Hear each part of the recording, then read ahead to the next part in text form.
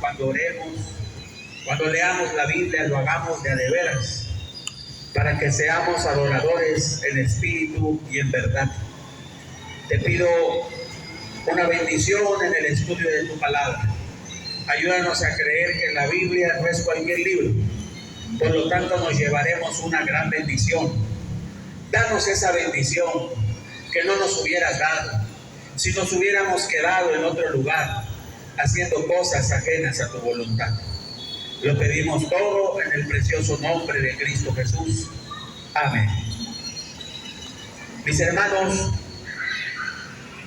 vamos a estudiar en el libro de Marcos, capítulo 5. Dice la palabra de Dios, Marcos, capítulo 5. Es la historia del endemoniado Gadareno. Esa historia a mí me gusta mucho, porque me identifico con este personaje, cómo Jesús lo transformó. Me encanta tanto que si un día tengo un restaurante le pondría el endemoniado Gadareno. No sé si llegaría la gente, pero suena bonito. El endemoniado Gadareno. Dice Marcos capítulo 5. Vinieron al otro lado del mar, a la región de los Gadarenos. Cuando salió el de la barca, enseguida vino a su encuentro de los sepulcros un hombre con un espíritu impuro, que habitaba en los sepulcros, y nadie podía atarlo ni aún con cadenas. Muchas veces había sido atado con grillos y cadenas, pero las cadenas habían sido hechas pedazos por él, y desmenuzados los grillos, nadie lo podía dominar, y siempre de día y de noche andaba gritando en los montes y en los sepulcros e hiriéndose con piedras. Pregunta de conexión bíblica: ¿qué de raro notan en esta historia, hermanos? En esta sección, ¿qué de raro le notan a este individuo? Dígame una cosa rara, cuando menos. Estaba loco, dice. Ahí dice varias cosas raras. Dígame una, ¿qué de raro le notan a ese personaje? Dígame una, pues. ¿Cómo? Ándale, la primera, andaba desnudo. ¿A quién se le ocurre andar desnudo en la calle? Nadie. Él andaba desnudo porque estaba poseído, no estaba en sí. Otra cosa rara, dice que vivía en el cementerio. ¿A quién se le ocurre vivir en el cementerio? Nadie. A algunos les da miedo pasar por ahí de noche, y este vivía dentro porque estaba poseído. También dice que gritaba, andaba por los montes, y quiero enfatizar un detalle. Dice que se hería con las piedras. Eso también no es normal. ¿Quién se va a herir con las piedras conscientemente? Nadie. Un detalle más, dice que rompía las cadenas. Qué curioso. Tenía poder para romper las cadenas de fierro, pero no tenía poder para librarse de las cadenas del diablo.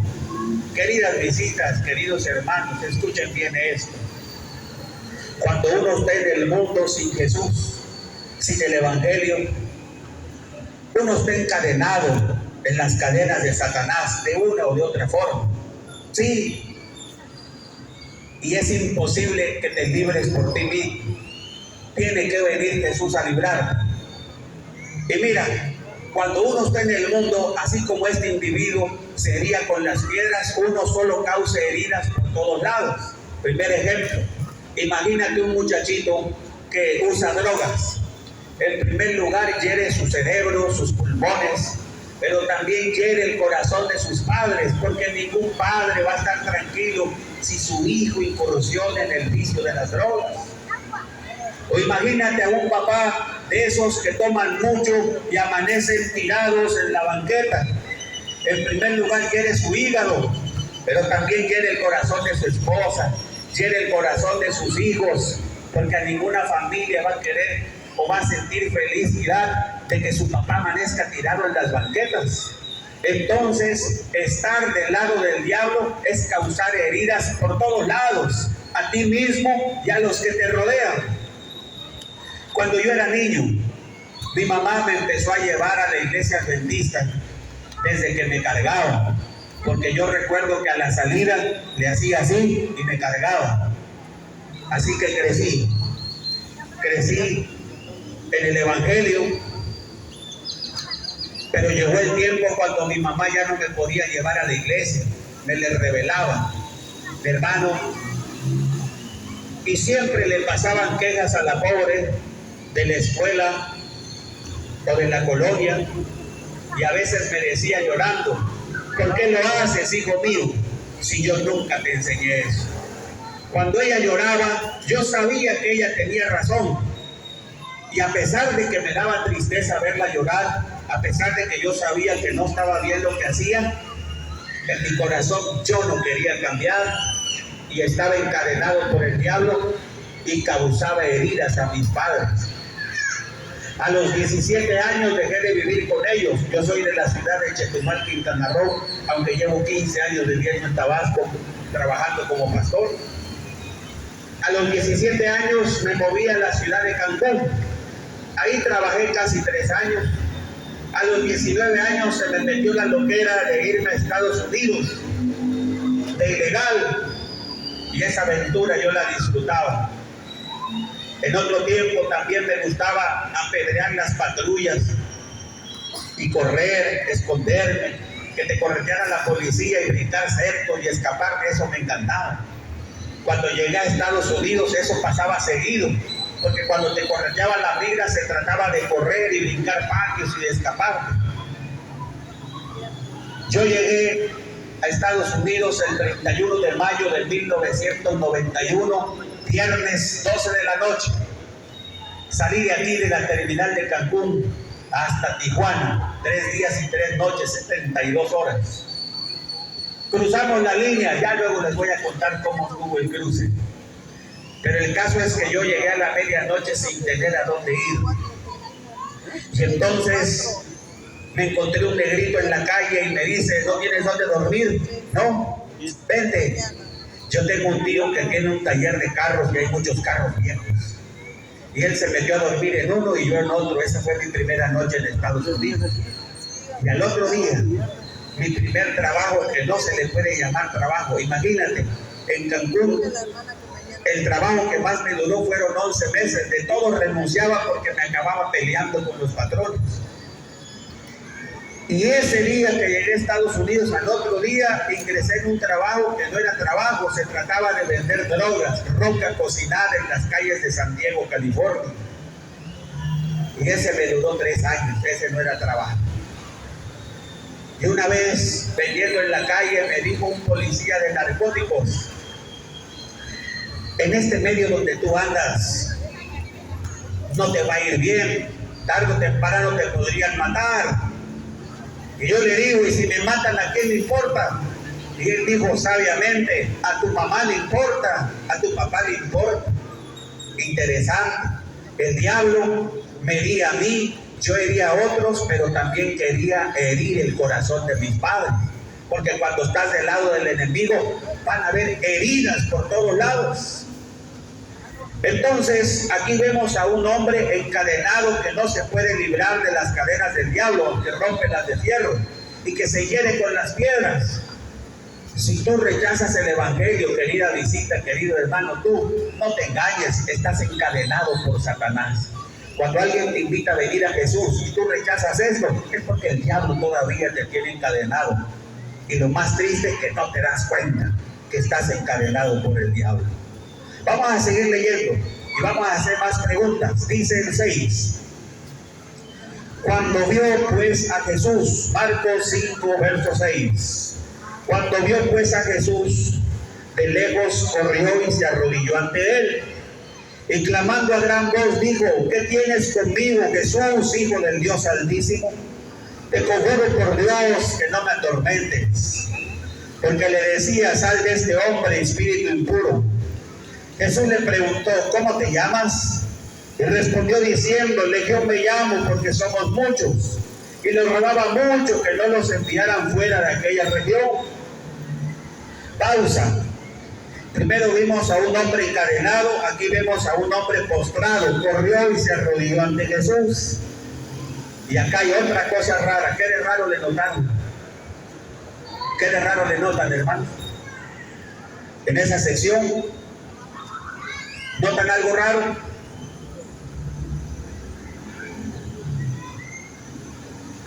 Su nombre, está raro su nombre. Legión me llamo porque somos muchos. Y ahí está la clave. O sea, cuando él vio a Jesús, sintió que estaba ante la presencia de alguien que lo podía ayudar. Pero cuando él quiso hacer su oración, ahí está lo raro, no pudo decir su nombre. O sea, no pudo hablar él, sino que hablaron los demonios que vivían adentro de él. Y eso es sabido, que cuando alguien es endemoniado, si es mujer le puede salir la voz ronca, puede tener fuerza. Hay endemoniados que han levantado una banca con hermanos con una mano. Hay otros que han tirado un bloque de piedra al predicador. Y hay otros que cuando fueron brujos y los quieren bautizar, no los pueden doblar, está tieso, todavía tiene al diablo adentro. O que sale volando del bautisterio y se estrella en la puerta de la iglesia. Pueden haber esas manifestaciones. Y también que le sale una voz que no es la de ellos. En este caso tenía todo eso, fuerza sobrenatural y la voz que no era de él. Pero ¿dónde está la lección? Que cuando él quiso hacer su oración, no pudo, porque el diablo habló en lugar de él. Pero aquí viene lo bonito. A pesar de que no pudo hacer su oración, Jesús sí sabía cuál era su necesidad, ¿sí o no? ¿Sabía o no sabía? Y estaba dispuesto a ayudarlo. Ahí está lo hermoso. Se me figura como cuando los niños empiezan a hablar. Cuando voy a una casa y hay niños chiquitos y de repente dice algo y yo no le entiendo a mi papá, pero su mamá le entiende, o su abuela. O recordando a los sobrinos, yo tenía uno que cuando estaba chiquito decía, ¿quién lo pongió allá? ¿Quién lo pongió? ¿Qué quiso decir? ¿Quién lo puso? No lo dijo bien, pero tú que estás grande le entiendes. Ay, aquí está la lección. Muchas veces, mis hermanos, andábamos en el mundo todos locos. No sabíamos orar, no sabíamos pedir, pero Jesús sí sabía lo que necesitabas y estaba dispuesto a ayudarte. Él sí sabía que era lo que más necesitabas. Aunque no sabías pedirlo, Él sí sabía lo que necesitabas, lo que necesitas y está dispuesto a ayudarte. Esa es una lección tan hermosa. La misericordia de Jesús. Andando en ese mundo que yo les contaba, recuerdo una vez que estaba cocinando cocaína para salir a vender y toca la puerta un negrito y me dice, amigo, si quieres te leo la Biblia y oro por ti. Y yo le dije, pues pásale, y oró por mí, leyó la Biblia y después me salí a vender cocaína. O sea, ni siquiera ahí me dejaba el Espíritu de Dios. Cuando estaba en la calle vendiendo, a veces el policía nos decía, y no les da vergüenza vender enfrente de la iglesia. Ahí vendiendo roca en la calle llegaba un pastor y me regalaba folletos. Siempre alguien me habló de la Biblia. Una vez yo le dije a un pobre pastor, sin saber que un día yo iba a ser pastor, pastor, ya no vengas a buscarme. ¿Por qué? Porque no quiero ir a tu iglesia. Yo sé lo que es rechazar a Dios. Ya lo viví. Y aún así Dios seguía buscándome. A veces yo llegaba borracho al cuarto donde vivía. La primera noche dormí en ese carro viejo que les dije. Luego viví en casas abandonadas, en patios baldíos. Ya luego pude vivir también en un cuarto de hotel. Y a veces yo llegaba borracho y me quedaba acostado. Y allá en el fondo como que una voz me decía, ¿por qué no haces una oración? Y así borracho me arrodillaba y le decía la oración del ladrón, Señor, acuérdate de mí cuando vengas en tu reino, y me quedaba bien dormido. O sea que ni borracho te dejaba el Espíritu de Dios. No sabíamos orar, no sabíamos pedir, no sabíamos qué era lo que necesitábamos, pero Jesús sí lo sabía y estaba dispuesto a ayudarnos y está dispuesto a ayudarte. ¿Dónde vamos a encontrar otra misericordia tan grande como esta? En ningún lugar, sino solo en Cristo Jesús. Primero vimos un hombre encadenado, luego un hombre postrado. Vamos a la tercera sección, dice el 11. Estaba ahí cerca del monte un gran hato de cerdos paciendo, y le rogaron todos los demonios diciendo: envíanos a los cerdos para que entremos en ellos. Jesús de inmediato le dio permiso, y saliendo aquellos espíritus impuros, entraron en los cerdos, los cuales eran como ¿cuántos, hermanos? Como 2000. El hato se precipitó al mar por un despeñadero, y en el mar se ahogaron. Los que cuidaban los cerdos huyeron y dieron aviso en la ciudad y en los campos, y la gente salió a ver qué era aquello que había sucedido. Llegaron a Jesús y vieron al que había estado, vamos a quedarnos hasta el 14, cuando lo liberan, un hombre liberado, encadenado, postrado. En tercer lugar, liberado. Ahí también hay algo raro. ¿Cuántos puercos eran? Como 2000. ¿Y qué hicieron los puercos cuando salieron de la persona? Los demonios cuando salieron de la persona. Y se metieron en los puercos. ¿Y qué hicieron ahora sí los puercos? Se van y se despeñan, se desbarrancan y se mueren todos los que eran como 2000. Si saben que allá hay algo raro y una lección grande. Cuando yo llego a esta sección, la pregunta que viene a mi mente es: ¿qué le pasó a los cerdos? ¿Qué le pasó? Se ahogaron, se murieron todos. ¿Pero por qué les pasó eso, hermanos? Pues porque los demonios los poseyeron. Ahora yo te pregunto, en condiciones normales, si los demonios no se hubieran metido a los cerdos, ¿se hubieran suicidado? No, un cerdo no se suicida por muchos problemas que tenga, nunca se va a suicidar. Pero ahí los casi 2000 se mataron. ¿Por qué? Porque estaban poseídos por los demonios.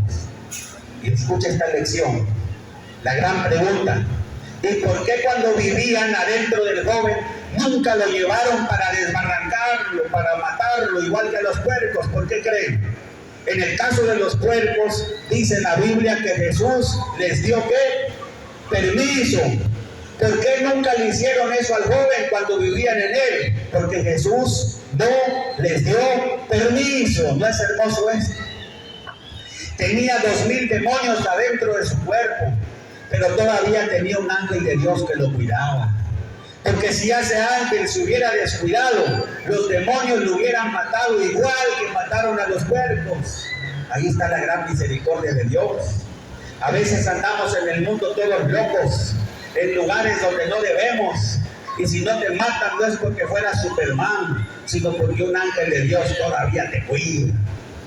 A ti, querido joven, que eres rebelde y que te enojas cuando tu mamá te quiere traer a la iglesia, reniegas que te levanten temprano para venir a la iglesia, tú tienes un ángel de Dios que te cuida. Porque si ese ángel no te cuidara, el demonio ya te hubiera cortado el pescuezo. En la cárcel hay personas de afuera que fuman marihuana con las hojas de la Biblia. Aún esos que fuman marihuana con las hojas de la Biblia todavía tienen un ángel de Dios que los cuida. ¿Cómo lo sé? Porque si ese ángel no lo cuidara, el demonio ya lo hubiera despedazado.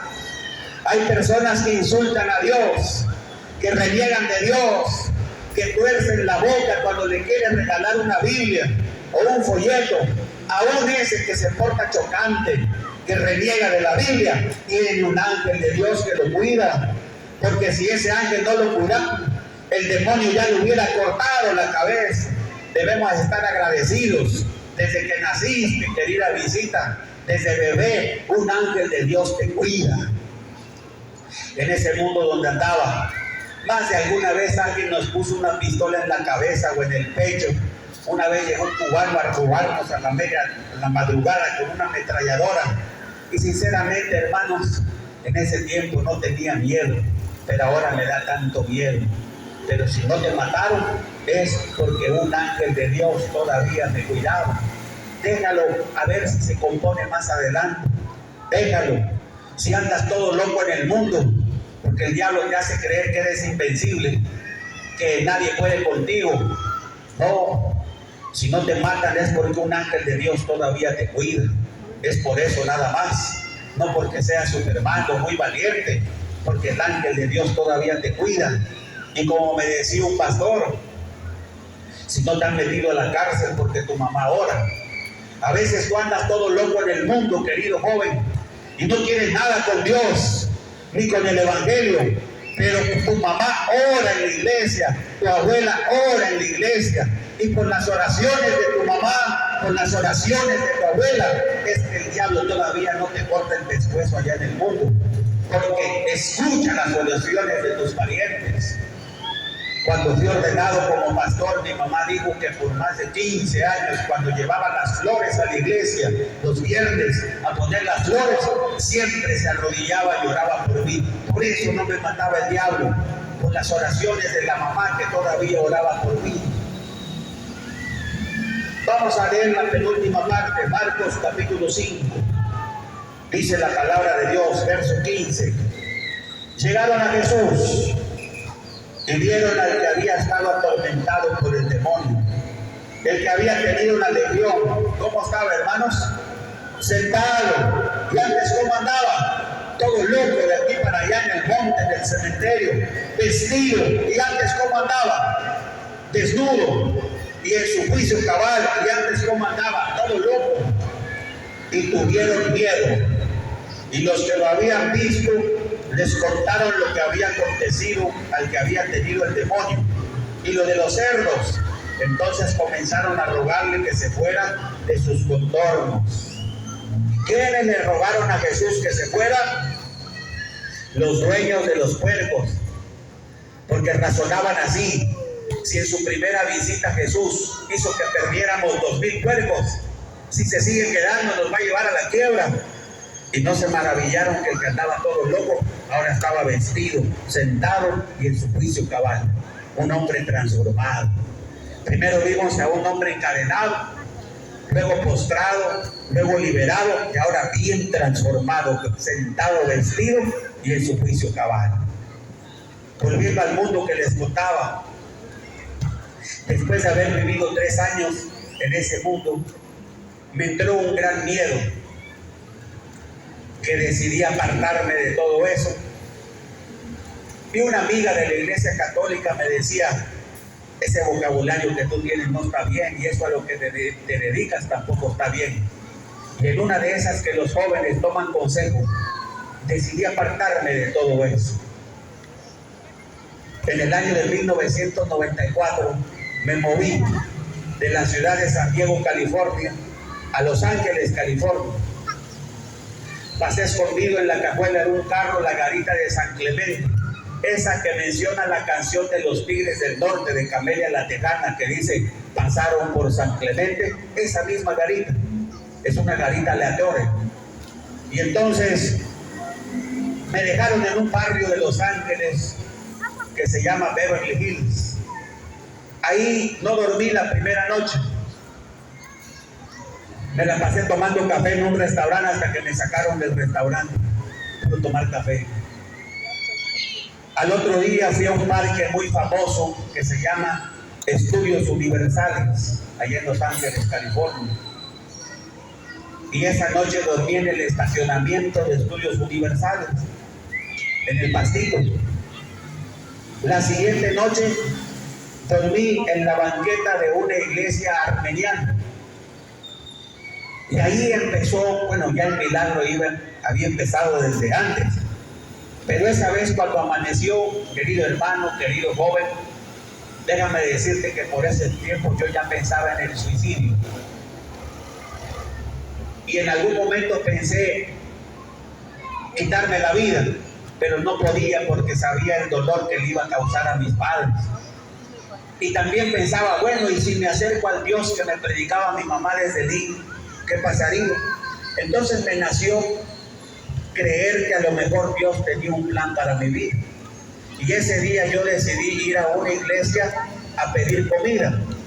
Pero yo no tenía iglesia favorita, a pesar de que había crecido en la iglesia adventista. A mí los adventistas me caían muy mal, pero ahora ya me caen bien. Acá soy pastor de la iglesia. Y entonces ese día yo dije, voy a ir a pedir comida a una iglesia bautista, católica, pentecostés, testigo de Jehová, mormón, cualquiera. Porque si dicen que creen en Dios, no me van a negar un plato con comida. Pero resulta que ese día era sábado y me acordé, mejor voy a ir a un adventista porque esos cuates abren el sábado. Y si voy con los otros, a lo mejor no están porque abren el domingo. Y ese día que dormí en la banqueta de esa iglesia arminiana, el jardinero llegó a regar y prendió las llavecitas. Él fue el que me despertó. Y yo le dije, ¿por dónde hay por aquí una iglesia adventista? Y él me dice, allá por donde quieres ir, porque yo le había dicho que iba al MacArthur Park a comprar una mica chueca para trabajar derecho. Así era en ese tiempo, ahora pues diferente, pero comprabas una mica chueca, un permiso chueco para trabajar derecho. Yo ya no quería meterme en eso de vender droga, quería trabajar derecho. Y me dice, allá por donde quieres ir, hay muchas iglesias adventistas. Y a veces pienso que era un ángel de Dios porque hasta me dio para mi pasaje. Y entonces llegué al Parque MacArthur y sí, ahí vendían eso y digo, bueno, aquí voy a volver, pero me urge encontrar la iglesia. Y le arranqué la hoja a un directorio. Y voy al primer domicilio, cosa que no se debe hacer, porque arranqué la hoja del directorio telefónico. Llego al primer domicilio y no era iglesia, ahora era una mueblería.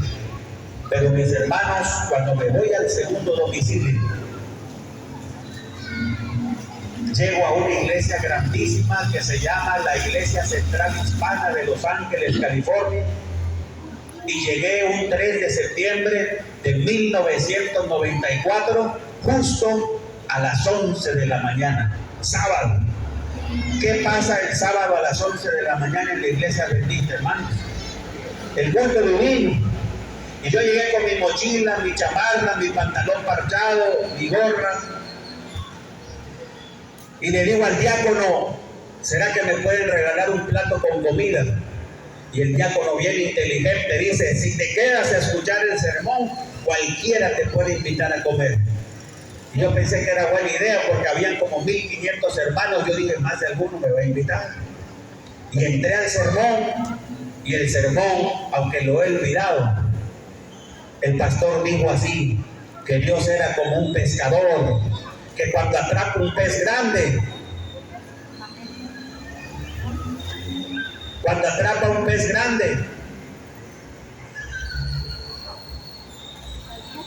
no lo jala rápido, sino que deja que se lleve el cordel.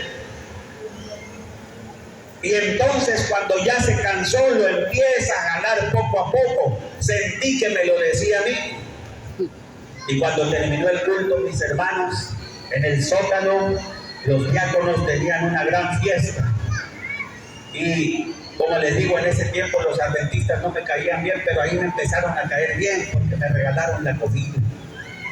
Pero aún pensaba mal. Y había un hermano que tenía 2 vasos de refresco. Y yo pensé en mi cabeza, digo, como es hermano le dan 2, y yo que soy visita nada más me dieron 1. Y entonces justo en ese momento me pregunta un diácono, ¿quiere más comida? Sí.